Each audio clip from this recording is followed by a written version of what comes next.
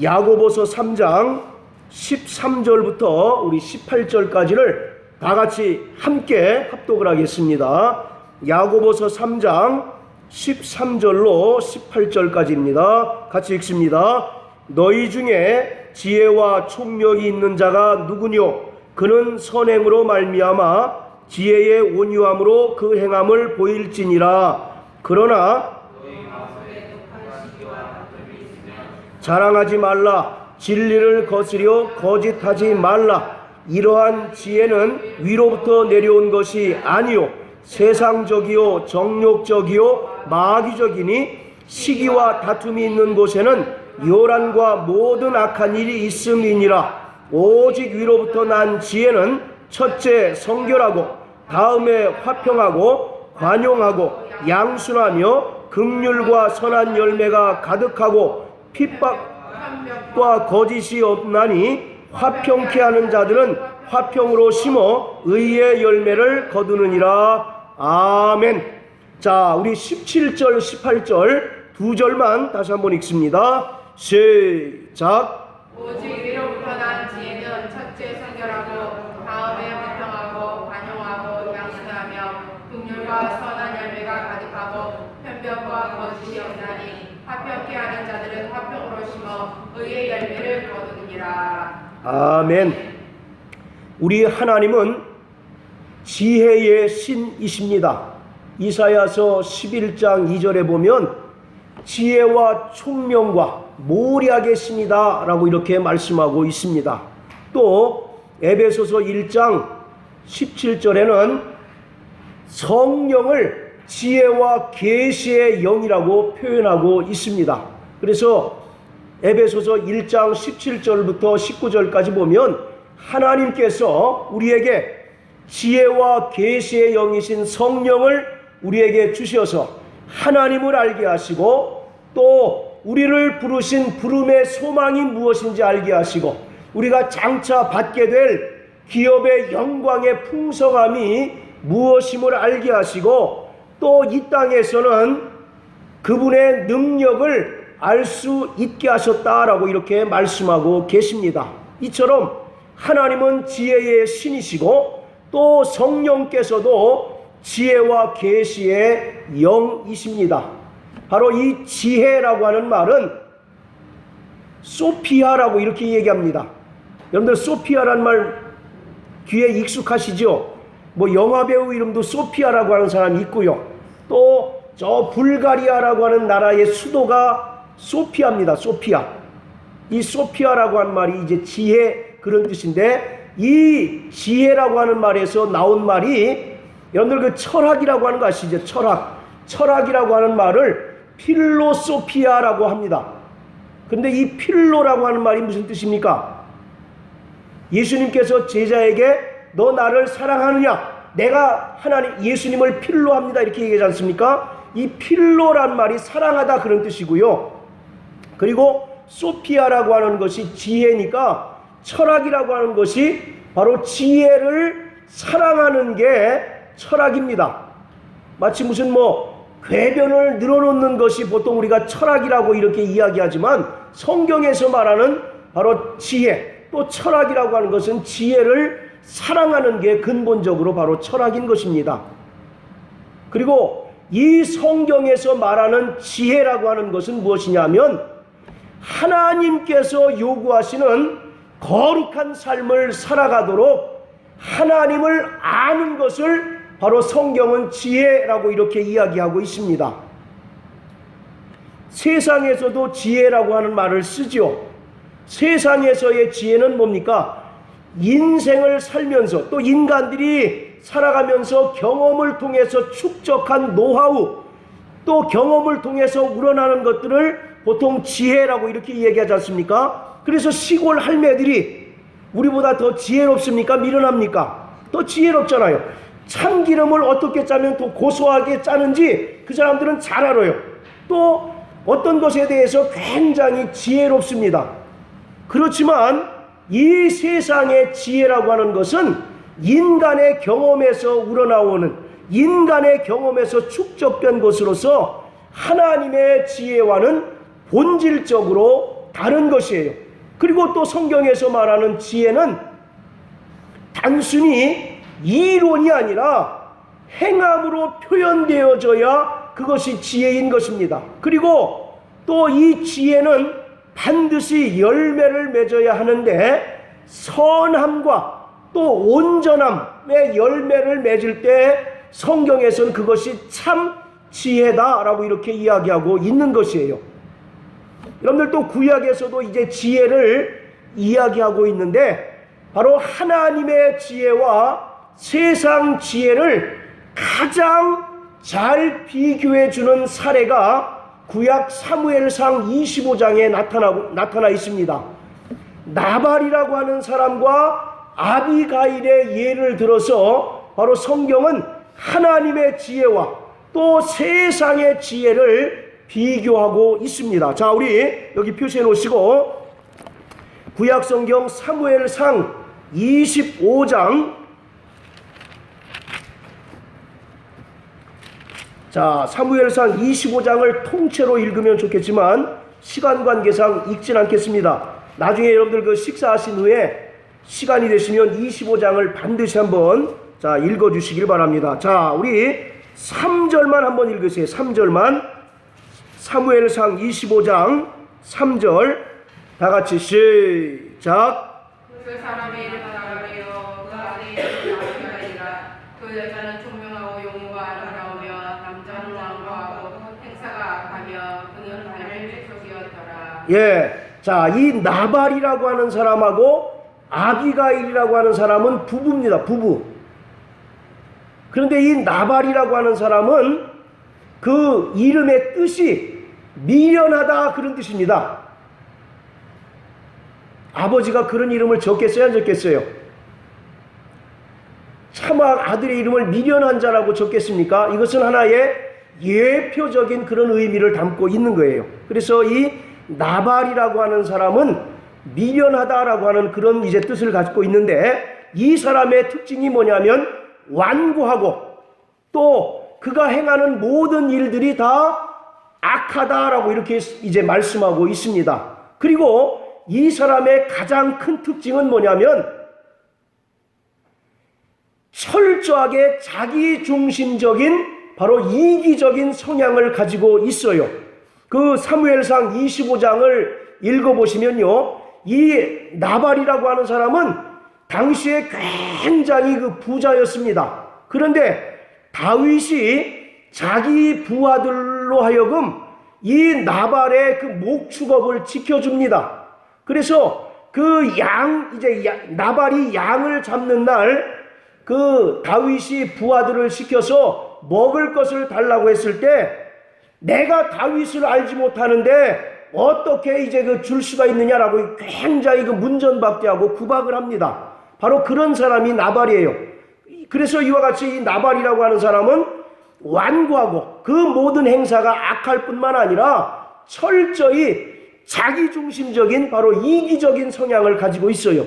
그리고 결국은 38절인가 보면 하나님께서 그를 치심에 바로 그가 죽었다라고 이렇게 이야기하고 있습니다.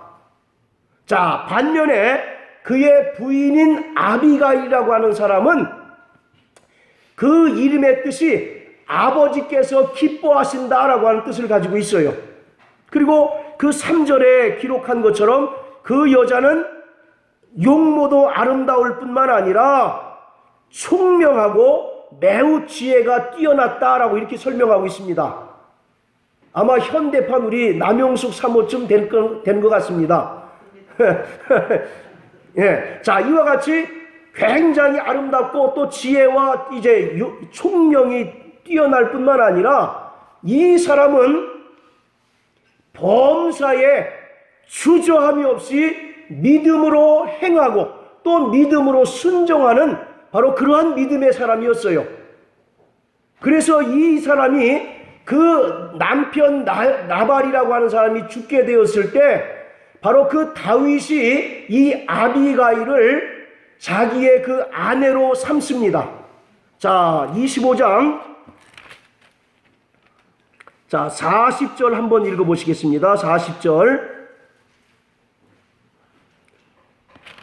자, 39절, 40절 다 같이 시작. 다윗이 나발을 죽었다 버리고 어렵되 어렵게 당한 자의 이름을 전설하사 종으로 악한 일을 하지 않게 하신 여호와를 찬송하시도다. 여호와께서 나발의 악행을 그 머리에 물으셨도다 하니라.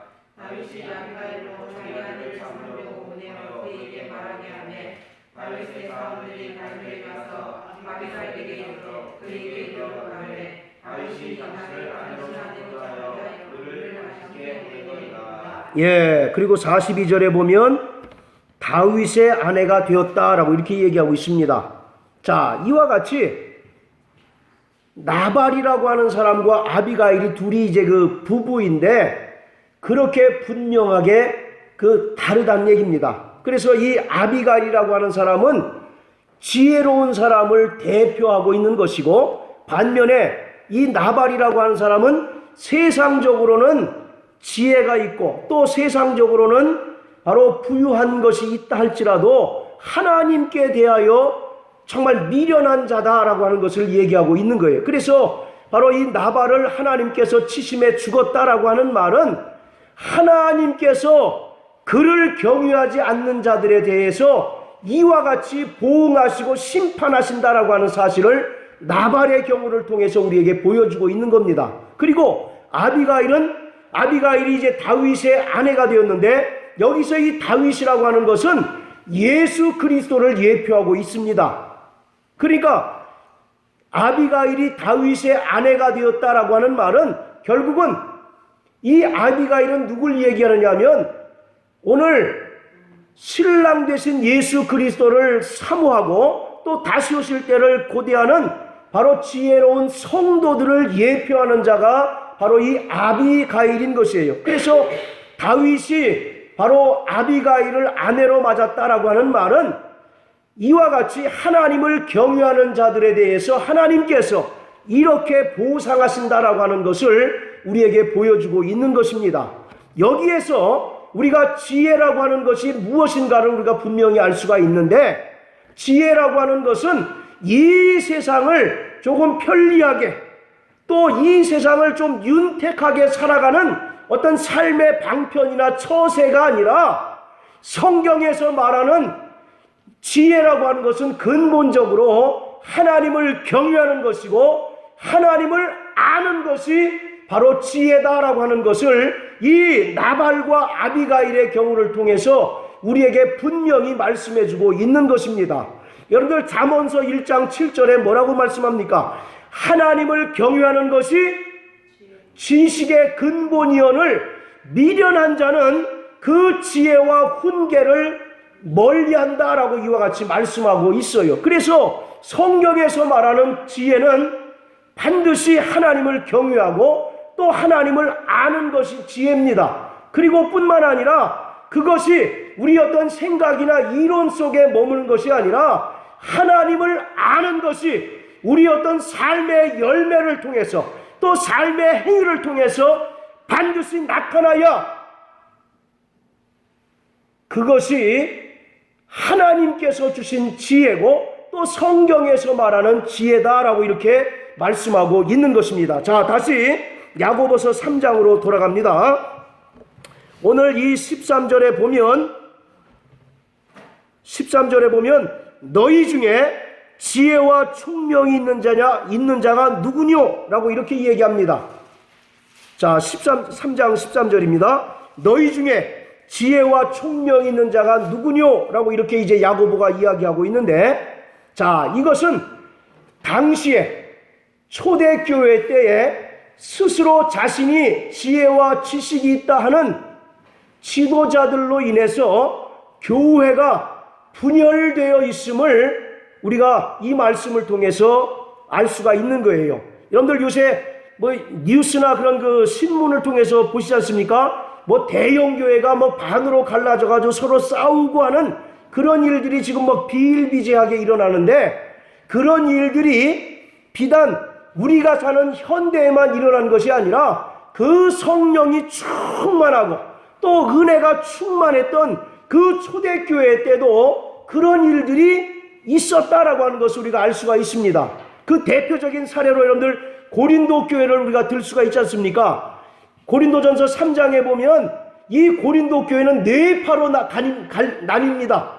첫째는 바울파, 그리고 아볼로파, 그 다음에 게바파, 그리고 예수파, 이 네 파로 서로 나뉘어가지고 막 서로 잘났다고 막 싸웁니다. 그래서 사도 바울이 말하기를 이와 같이 주님의 몸 된 교회에서 이제 그 편당을 나누는 것은 너희가 육체에 속해 있기 때문이다 라고 이렇게 말씀하시면서 심는 이와 물 주는 이가 아무것도 아니로되 오직 자라나게 하시는 이는 하나님이시다 라고 이렇게 말씀하고 있습니다. 오늘 이와 같이 야고보가 너희 중에 지혜와 총명 있는 자가 누구냐 라고 하는 것을 이렇게 이제 질문하고 있는 것은 바로 그 당시에 교회를 담임하고 있는 많은 그런 그 지도자들로 인해서 그들이 스스로 지혜 있고 스스로 지식 있다라고 하는 그런 그 교만함으로 인해서 교회가 그들을 추종하는 사람들에 의해서 교회가 나뉘어져 있다라고 하는 것을 우리가 알 수가 있어요. 그리고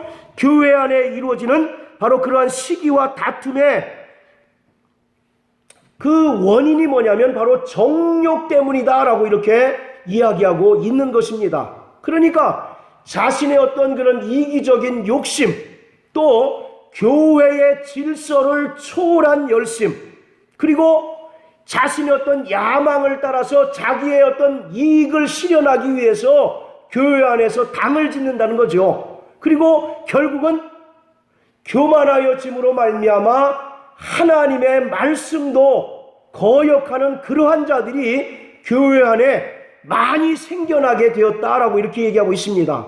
그러니까 여러분들 우리가 교회에 와서는 자기 어떤 이기심이나 또는 교회 질서를 초월한 욕심을, 교회 질서를 초월한 열심을 버려야 합니다.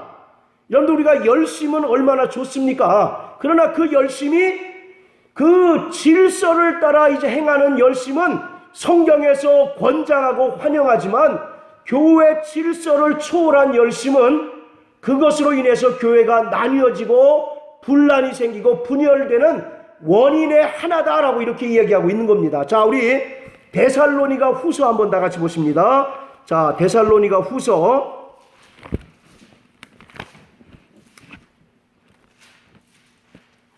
자, 3장 11절. 자, 제가 한번 읽습니다.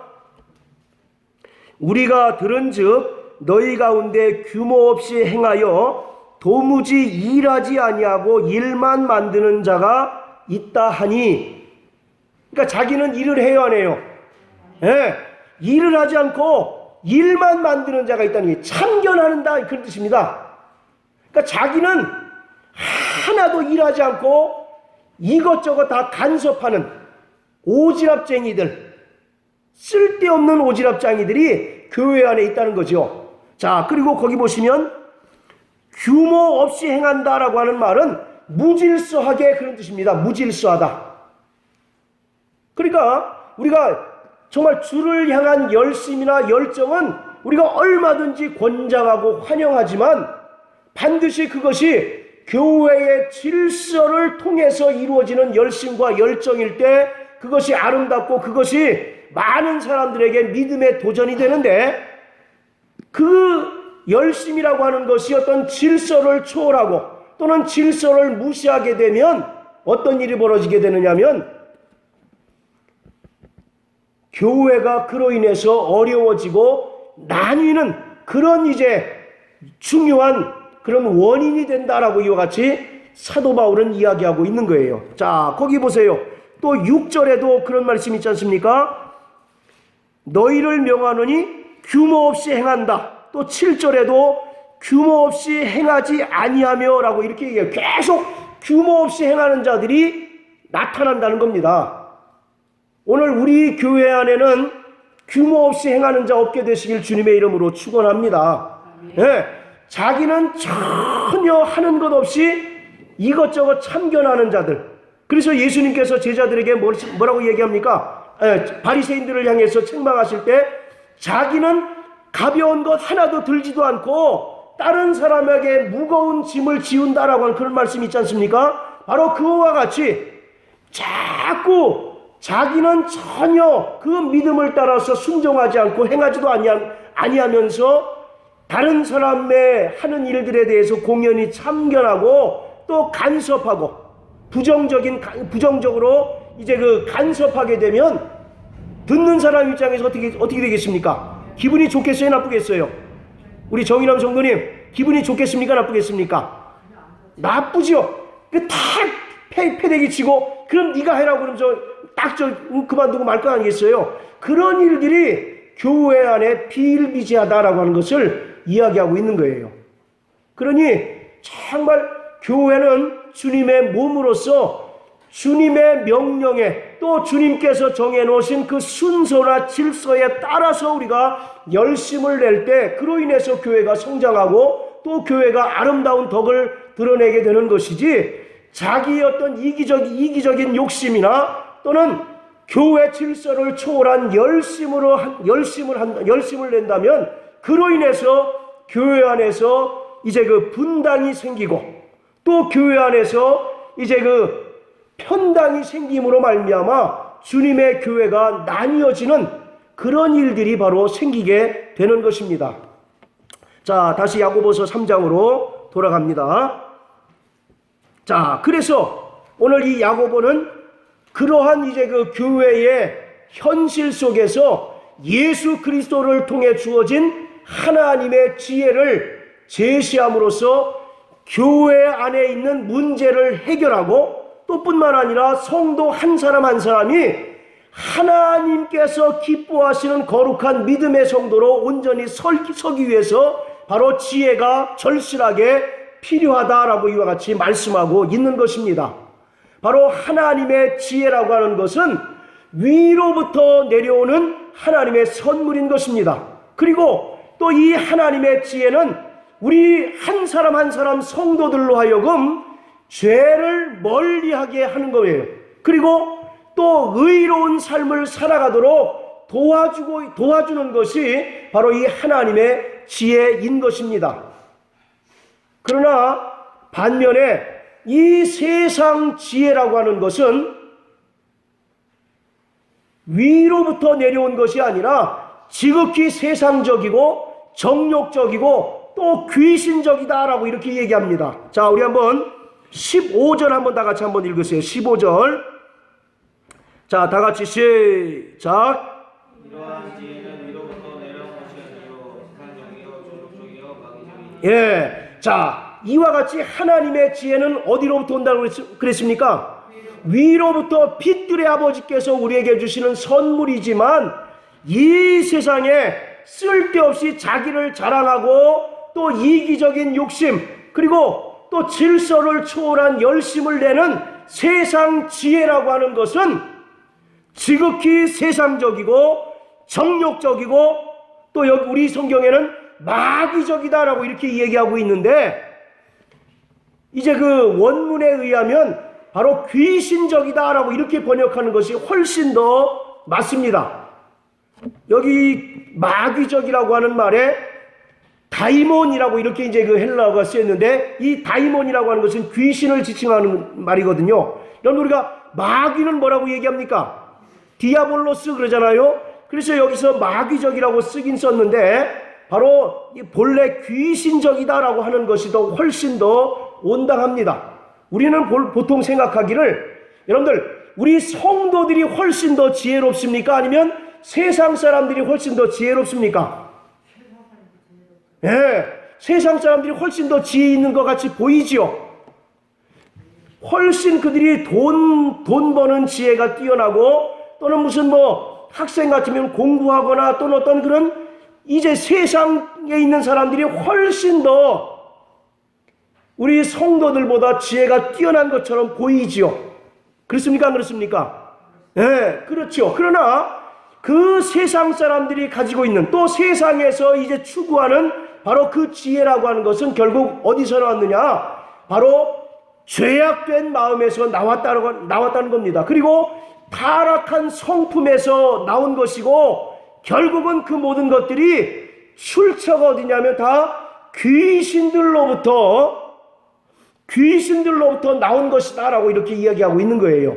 그래서 우리 그리스도 예수의 사람들은 세상의 지혜를 추구하는 자가 아니라 또는 세상의 어떤 그런 그 명철을 쫓는 자가 아니라 오직 하나님의 지혜를 구하고 하나님의 지혜를 따라 사는 믿음의 사람이 되어야 한다라고 하는 겁니다. 비록 세상적인 지혜로 인하여 어떤 높은 명예를 얻거나 또는 많은 재물을 획득한다 할지라도 그것이 궁극적으로 하나님을 알게 할 수 있습니까? 없습니까? 하나님을 알게 할 수 없을 뿐만 아니라 오직 오히려 하나님을 아는 일에 걸림돌이 되거나 방해물이 되기 때문에 근본적으로 이 세상에 있는 모든 지혜라고 하는 것은 결국 누구로부터 나온다는 얘기입니까? 귀신으로부터 나오는 거예요. 귀신이 가져다주는 지혜고 귀신이 우리에게 바로 주어서 재물을 얻게 하고 또 이 세상에 썩어질 것을 탐하게 만든다라고 이렇게 성경은 우리에게 말씀하고 있는 거예요. 그러나 하나님의 지혜는 철저하게 어디서부터 옵니까? 위로부터 빛들의 아버지께로부터 우리에게 오는 선물로서 그 지혜를 따라 살게 되면 우리가 죄를 멀리하게 할 수 있고 이 땅에서 온전한 믿음의 사람이 되어서 이 땅에서 승리하며 살아갈 수가 있는 거예요. 그리고 또 하나님의 지혜는 화평케 하는 능력이 있습니다.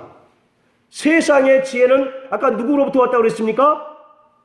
귀신으로부터 왔기 때문에 이간하는 역사가 있어요.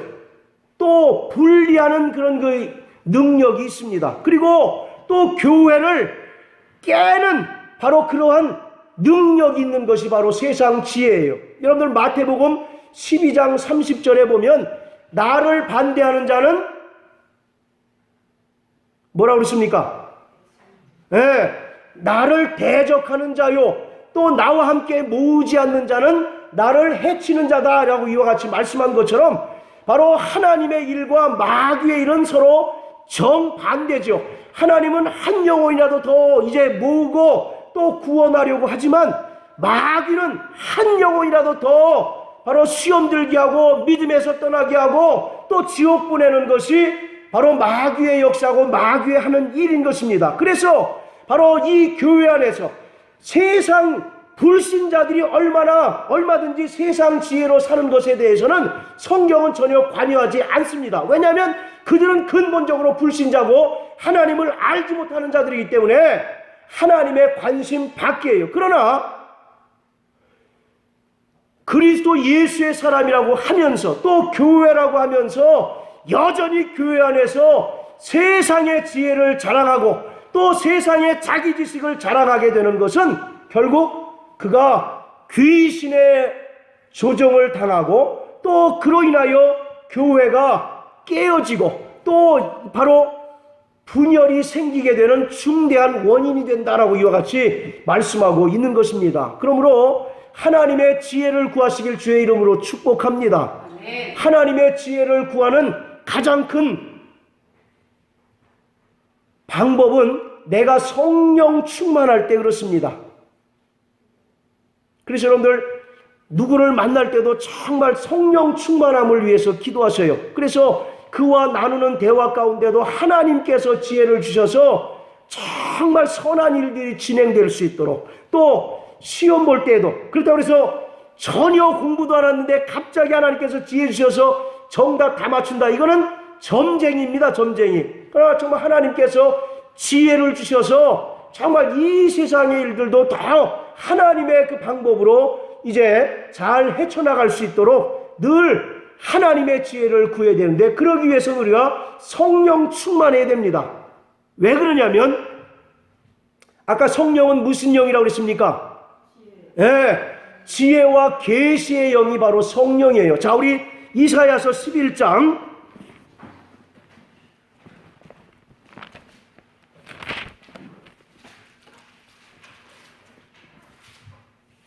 자, 이사야서 11장 2절 우리 김영미 수사님 한번 읽으십시오. 여호와의 신이 곧 지혜와 충성의 신이요 모략과 재능의 신이요 지식과 여호와를 정하는 신이 그 위에 강림하시리니. 예, 여호와의 신 곧 성령은 그런 뜻입니다. 지혜와 총명의 신이고 모략과 재능의 신이고 지식과 하나님을 경외하게 하는 바로 그러한 신이다라고 이렇게 얘기하고 있어요. 그래서 우리가 정말 하나님의 지혜를 구하는 것은 다른 말로 하면 내가 성령 충만할 때 하나님의 지혜가 우리 가운데 충만해질 수 있게 되는 것입니다. 자, 따라하세요. 나 영혼아, 하나님의 지혜를 구하자. 하나님의 지혜를 구하자. 나 영혼아, 성령 충만하자. 성령 충만하자. 예, 바로 성령은 하나님의 지혜와 하나님의 총명의 신이며 모략과 재능의 신이고 또 하나님을 알게 하는 신이기 때문에 우리가 날마다 성령의 충만함을 받을 때 하나님의 지혜가 우리 가운데 넘치게 됩니다. 그러므로 우리가 범사 가운데 하나님의 방법으로, 이 세상 방법이 아니라 하나님의 방법으로 정말 우리의 일들을, 우리의 인생을 승리하는 삶을 살 수가 있는 거예요. 바로 세상 지혜와 하나님의 지혜가 분명하게 차이가 나는 것은 뭐냐면 세상의 지혜는 누구를 자랑하게 됩니까? 자기 자신을 자랑하게 되는 거예요. 자, 그래서 야고보서 다시 3장으로 돌아가서 자 14절에 뭐라고 되어 있느냐면 그러나 너희 마음속에 독한 시기와 다툼이 있으면 자랑하지 말라. 진리를 거스려 거짓하지 말라. 이렇게 얘기합니다. 그러니까 이 세상 지혜는 전부 누굴 자랑합니까? 자기 자신을 자랑하게 되어 있어요.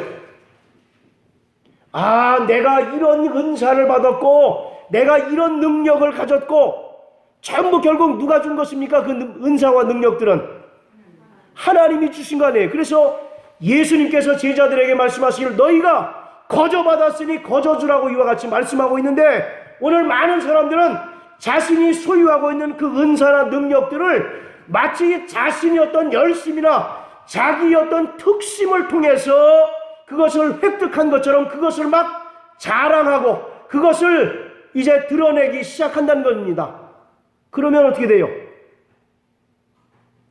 우리 옆에서 막 자랑하면 여러분들 어떻습니까?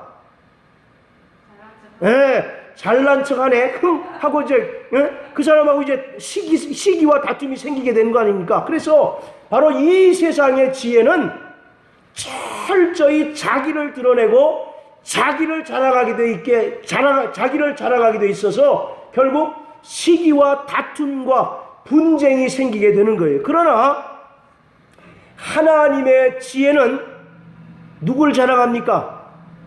하나님의 그 은혜를 자랑하게 돼 있어요. 그래서 오직 하나님이 하셨습니다라고 이와 같이 고백할 수밖에 없는 거예요.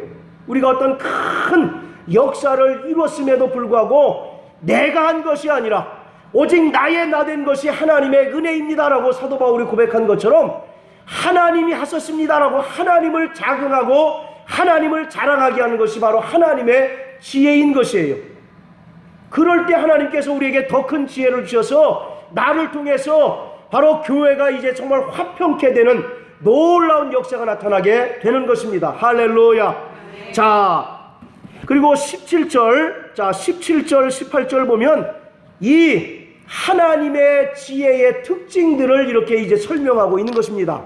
자, 그런데 우리가 여기서 알아야 될 것이 하나님의 지혜는 단순히 이론적이거나 관념적인 것이 아니라 철저하게 실천에 입각한 것이다 라고 이와 같이 이야기하고 있는 겁니다. 여러분들 갈라디아서 5장 22절 24절 22절부터 24절까지 보면 그 성령의 열매가 있죠. 성령의 열매가 몇 가지가 있습니까? 9가지가 있죠. 그 9가지하고 이거하고 어떻습니까? 아주 비슷하죠. 예, 거의 똑같다라고 이제 보셔도 돼요. 그러나 약간 차이점이 있는데 어떤 차이점이 있느냐면 성령의 열매라고 하는 것은 강조하고 있는 것이 성품의 변화를 강조하고 있습니다. 내면의 변화. 예, 타락한 우리의 죄로 말미암아 타락한 인간의 그 성품이 하나님의 형상을 닮아가는 것을 바로 성령의 열매라고 이렇게 얘기하는 거예요. 그래서 사랑과 희락과 화평과 등등등 9가지 열매가 나타나는 것은 바로 이와 같이 성령으로 말미암아 거듭난 하나님의 자녀들이 더 이상 이제 타락한 성품으로 살지 않고 하나님의 성품을 담고 하나님의 형상을 닮음으로써 그 성품과 또 내면적인 변화를 강조하고 있는 것이 바로 성령의 열매인 것입니다. 그러나 오늘 이 하나님의 지혜는 철저하게 외향적인 거예요. 실천에 바로 강조점을 두고 있는 겁니다. 생각해 보세요. 아무리 성품이 변화됐다 할지라도 그것이 밖으로 드러나지 않으면 그가 변화됐는지 알 수 있어요, 없어요? 변화된 사람인지 알 수가 없죠. 그래서 그 성령의 열매는 바로 성품적인 변화를 강조한다면 바로 이 하나님의 지혜라고 하는 것은 우리의 행위의 변화를 이제 이야기하고 있는 겁니다. 자, 첫 번째 그 특징이 뭡니까? 자, 따라하세요. 성결. 자, 거룩함입니다. 거룩함. 죄와 우리가 구별되는 거예요. 그런데 우리가 죄와 구별된 삶을 살 수 있는 것은 내가 하나님의 지혜가 충만할 때 자연스럽게 죄와 구별될 수 있고 죄와 짝하지 않을 수 있게 되는 거예요. 그러므로 성결하시게 되길 주의 이름으로 축원합니다. 자, 그리고 두 번째가 뭡니까? 화평. 자, 따라하세요. 화평. 예, 여러분들 마태복음 5장 9절에 예수님께서 산상수훈을 하시면서 말씀하신 그 화평이 있죠. 화평. 화평케 하는 자는 복이 있나니 그 다음 뭡니까? 저희가 하나님의 아들이라 일컬음을 받을 것이다 라고 이렇게 얘기하잖아요. 자, 이와 같이 이 화평이라고 하는 것은 타인과의 관계 회복을 이야기하고 있는 겁니다. 그리고 하나님의 자녀들은 중재하는 능력이 있다라고 이와 같이 말씀하고 있어요. 귀신은 트러블 메이커입니다. 트러블 메이커. 귀신이 역사하는 곳에는 어떤 일이 벌어집니까?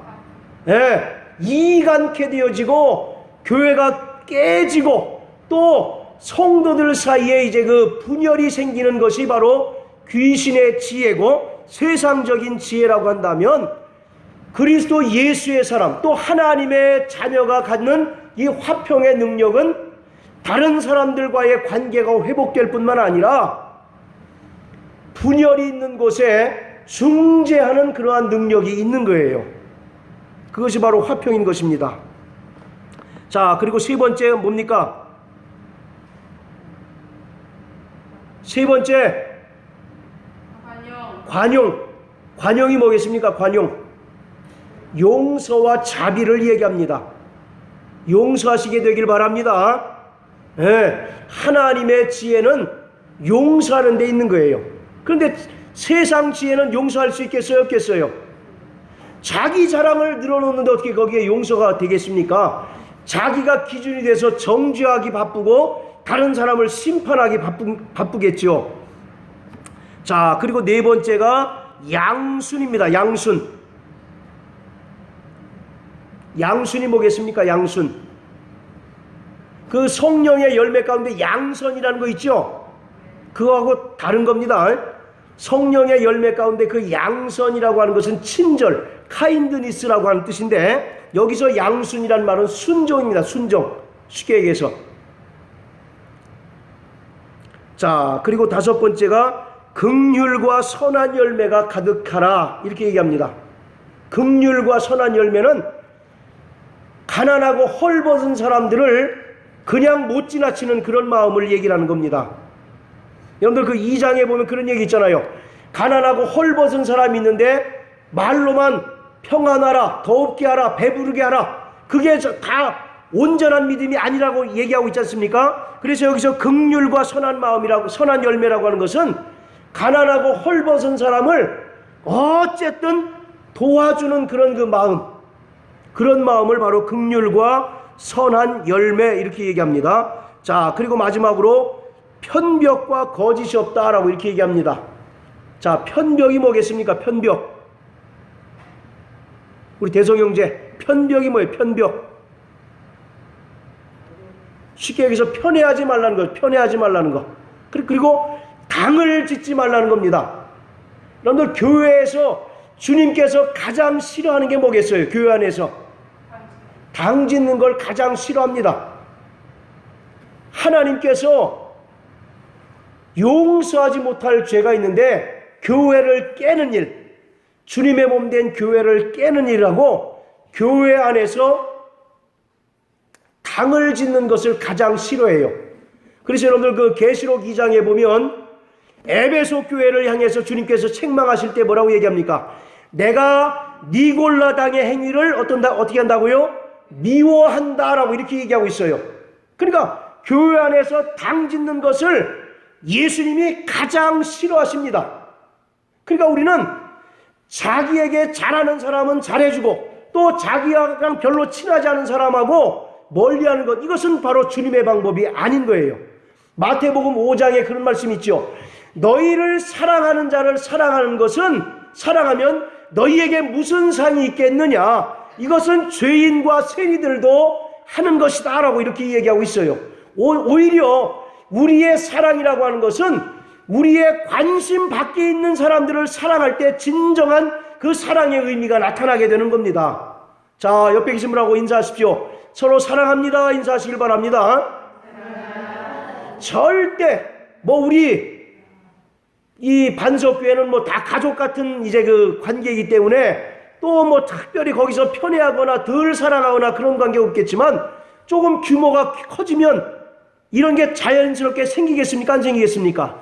자연히 생길 수밖에 없는 거죠. 그래서 교회가 깨지는 가장 큰 원인이 뭐냐면 이 편애, 편당, 이런 것들로 인해서 교회가 어려워지고 깨지는 거예요. 헌금 많이 하는 사람들 목사가 좋아하겠습니까? 안 좋아하겠습니까? 당연히 좋아하죠. 예. 그런데 겨우 1,000원 하는 사람 좋아하겠습니까? 안 좋아하겠습니까? 당연히 좋아합니다. 그런데 정말 세상적인 방법으로는 누구에게 더 마음이 쓰이겠습니까? 예. 헌금 많이 하는 사람을 더 많이 찾아가게 되고 더 많이 신방하게 되고, 그러니까 상대적으로 소외당한 사람들이 불만을 갖게 될 것 아니겠습니까? 그러므로 교회가, 그리스도의 몸된 교회가 깨지고 또 나뉘는 그런 역할을, 그런 일들이 생기게 되는 것입니다. 그러므로 정말 하나님의 지혜가 있게 되시길 주님의 이름으로 축원합니다. 오늘 우리에게 하나님의 지혜가 있다면 우리는 죄를 멀리할 수 있어요.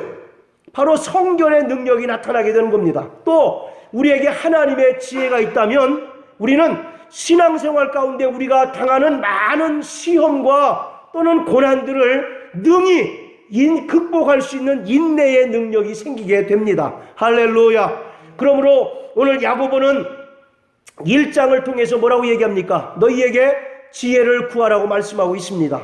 꾸짖지 아니하시고 후히 주시는 하나님께 지혜를 구하라고 말씀하고 있습니다. 자, 우리 오른손에 주먹 쥐시고 나 영혼아 지혜를 구하자. 3번 시작. 나 영혼아 지혜를 구하자. 나 영혼아 지혜를 구하자. 나 영혼아 지혜를 구하자. 할렐루야. 정말 의심치 말고 지혜를 구하면 하나님께서는 후히 주신다라고 이렇게 말씀하고 계세요. 오늘 정말 우리가 지혜 있는 사람하고 지혜 없는 사람을 정말 분명히 구별할 수가 있습니다. 제가 이제 목회를 오래 하다 보니까 특히 목회라고 하는 것이 사람을 상대하는 것 아니겠습니까? 그러니까 정말 세상적인 지혜는 고사하고 정말 하나님의 지혜가 없이 사는 사람들이 너무나 많다는 겁니다. 그러나 어떤 사람은 비록 수중에 가진 것이 없고 또 이 세상에서 남들이 알아주지 않는 그런 위치에 있다 할지라도 저 사람은 정말 하나님의 지혜가 있다라고 정말 이렇게 이제 바로 정말 보일 만큼 그렇게 하나님의 지혜가 충만한 자가 있어요. 그러므로 하나님의 지혜를 구하시는 저와 여러분들 되시길 주의 이름으로 축원합니다. 오늘 여러분 우리 각 성도 한 사람 한 사람이 하나님의 지혜를 구하시게 되길 주의 이름으로 축원합니다. 또 정말 여러분들의 가정이 정말 합심하여 지혜를 구하시게 되길 주님의 이름으로 축원합니다. 그러면 가정이 죄와 구별된 삶을 살 수가 있고 또 많은 평지풍파가, 많은 시험과 환난이 정말 그 가정에 닥쳐온다 할지라도 끝까지 믿음으로 인내할 수 있는 내성이 생기게 되는 것입니다. 그리고 또 정말 지혜가 있게 되면 하나님께서 기뻐하시는 신령한 영적 삶을 살 수가 있는 것이에요. 그러므로 정말 여러분들 지혜를 구하시게 되길 주님의 이름으로 축원합니다. 또 여러분들의 가정이 정말 하나님의 지혜가 충만한 가정 되시기를 주님의 이름으로 축복합니다. 특별히 정말 우리 반석교회가 오늘 야고보가 이야기하는 이 하나님의 지혜가 충만해서 성결과 또 화평과 관용과 양승과 긍휼과 선한 열매 그리고 편벽과 거짓이 없는, 그래서 하나님께서 맡겨주신 그 거룩한 사명을 감당할 수 있는 그러한 능력 있는 교회가 될